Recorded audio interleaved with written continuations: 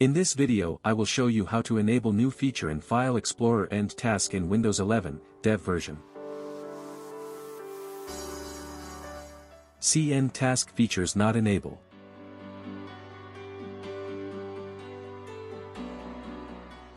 Download vivetool and install in C Drive System 32 folder.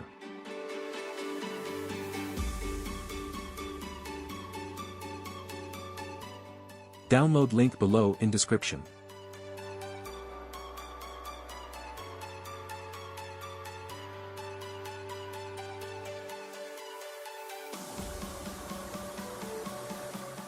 Type CMD and run as administrator.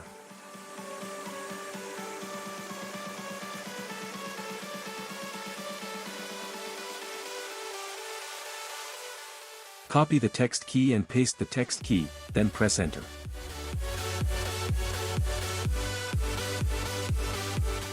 See the features added successfully. Restart your computer.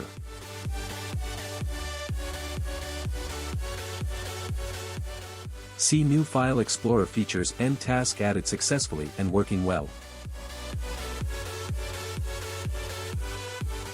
That's it. Enjoy.